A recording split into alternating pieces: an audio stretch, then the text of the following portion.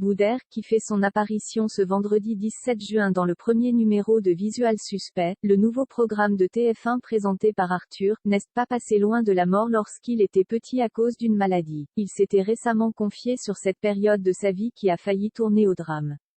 La catastrophe n'est pas passée loin pour Boudère. L'humoriste de 43 ans, qui sera ce vendredi 17 juin dans le jury du nouveau programme de TF1 Visual Suspect présenté par Arthur, a failli perdre la vie lorsqu'il était tout petit. Il était atteint d'une bronchiolite, avec un asthme très prononcé, l'empêchant alors de respirer. Quand le docteur du village, qui était aussi électricien et mécanicien, m'a vu, il a dit à ma maman que ce gamin ne passerait pas l'hiver, s'était-il confié au micro de Nico Saliagas en février dernier dans 50 Inside.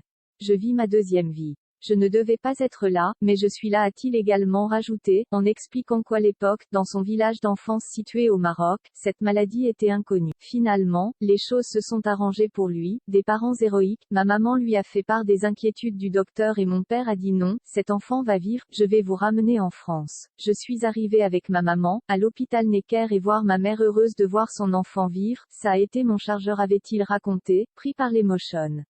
Il en a profité pour partager toute l'admiration qu'il a pour ses parents qu'il qualifie de héros. Ils ont fait de moi ce que je suis aujourd'hui. Une éducation parfaite pour moi, la tolérance, le vivre ensemble et être toujours dans le côté positif, a-t-il ajouté. Depuis, Boudère a réalisé une grande carrière d'humoriste avec le succès qu'on lui connaît aujourd'hui. Un humour atypique, tout comme son physique. Mais le franco-marocain a toujours nié être atteint d'une maladie génétique, contrairement aux idées reçues.